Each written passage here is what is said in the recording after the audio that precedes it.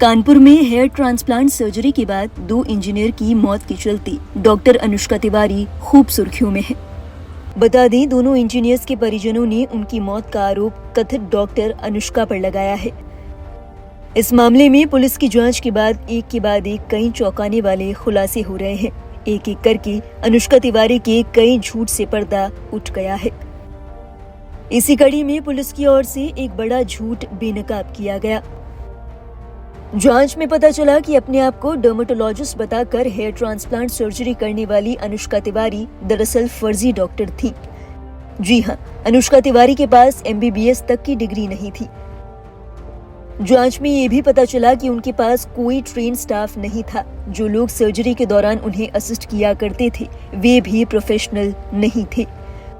Police के सूत्रों के हवाले से बताया गया कि अनुष्का तिवारी के पति सौरभ तिवारी भी क्लिनिक में उनके साथ ही बैठा करते थे। वो भी इस फर्जी सर्जिकल क्लिनिक का हिस्सा थे। सौरभ तिवारी MDS है, लेकिन प्लास्टिक सर्जन या डर्मेटोलॉजिस्ट बनने के लिए उनके पास कोई डिग्री नहीं है। खबर है कि मामले में खुलासे के बाद अनुष्का और सौरभ तिवारी दोनों ही फरार हैं। पुलिस लगातार उनकी गिरफ्तारी के लिए दबिश दे रही है।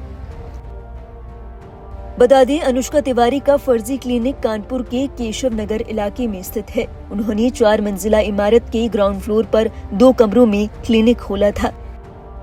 इसके बाहर एक बोर्ड लगाया गया था जिस पर डेंटल, हेयर और एस्थेटिक्स लिखा हुआ था। लेकिन इस मामले की तह में जाकर जब पुलिस ने जांच शुरू की तो पता चला कि तमाम तरह के दावे तो झूठे हैं। उनके पास ना तो किसी सर्जरी का अनुभव है, ना ही वैध योग्यता। इससे भी गंभीर बात यह है कि उनके पास प्रशिक्षक मेडिकल स्टाफ भी नहीं था। मामले में ACP अभिषेक पांडे ने बताया कि पुलिस की जांच में ये तथ्य सामने आया कि वो केवल बैचलर ऑफ डेंटल सर्जरी यानी BDS ही थी। कानूनन BDS डॉक्टर को ना तो हेयर ट्रांसप्लांट करने का अधिकार होता है और ना ही खुद को डर्मेटोलॉजिस्ट या फिर सर्जन बताने का। बता दें, अनुष्का तिवारी के फर्जी क्लिनिक के चलते पहली मौत कानपुर में हुई, जहां पनकी निवासी 37 साल के इंजीनियर विनीत त्रिपाठी ने ट्रांसप्लांट करवाया और कुछ ही घंटों में उनकी तबीयत बिगड़ने लगी। इसके बाद उन्होंने दम तोड़ दिया। वहीं दूसरा मामला फारुखाबाद से सामने आया, जहां 32 साल के मयंक कटियार की मौत इस तरह की सर्जरी के बाद हुई। चौंकाने वाली बात यह है कि दोनों ऑपरेशनों को अंजाम डॉक्टर अनुष्का तिवारी ने दिया था। परिजनों का आरोप है कि क्लिनिक में न तो कोई ICU था, न ही कोई इमरजेंसी की सुविधा, और तो और उनके पास कोई अनुभव मेडिकल स्टाफ भी नहीं था। परिजनों ने डॉक्टर अनुष्का तिवारी पर लापरवाही और गैर कानूनी तरीके से सर्जरी करने का आरोप लगाया है। इसमें ये रावतपुर थाना क्षेत्र की एक घटना है, जिसमें एक महिला के द्वारा यह शिकायत की गई कि उनके पति की हेयर ट्रांसप्लांट के दौरान उपचार के दौरान उनकी मृत्यु हो गई। इसमें प्रारंभिक जांच की गई थी, जिसमें कुछ ऐसे तथ्य मिले जिस पे ये जरूरी लगा कि उस पर विवेचना की जाए। इसके क्रम में एक अभियोग दिनांक 9 को रावतपुर पे डॉक्टर के खिलाफ पंजीकृत किया गया है, जिसमें विवेचना की जा रही है और जो भी साइंटिफिक एविडेंस हैं और अन्य जो साक्ष्य हैं उसको कलेक्ट किया जा रहा है।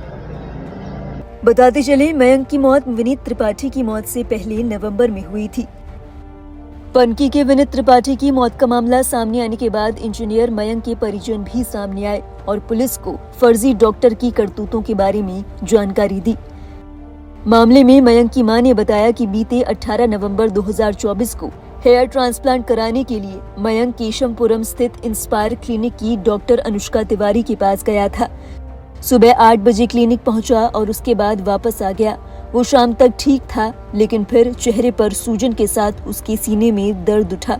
उसे फारुखाबाद के एक हार्ट के डॉक्टर के पास ले जाया गया तो डॉक्टरों ने कहा कि ये हार्ट अटैक नहीं था, जहां उनका ट्रांसप्लांट कराया गया वहीं ले जाओ। और इसके बाद उन्होंने मां की गोद में सिर रखकर दम तोड़ दिया। जब मूल रूप से गोरखपुर के रहने वाले विनीत त्रिपाठी की मौत का मामला सामने आया, तब मयंक का परिवार भी सुर्खियों में आ गया। बताया जा रहा है कि विनीत हेयर ट्रांसप्लांट के लिए 13 मार्च को इंस्पायर क्लिनिक की डॉक्टर अनुष्का तिवारी के पास गए थे। हेयर ट्रांसप्लांट के दौरान उनकी हालत बिगड़ गई थी। इसके बाद उन्हें एक प्राइवेट अस्पताल में भर्ती कराया गया था। इसके बाद इलाज के दौरान विनीत दुबे की मौत हो गई थी।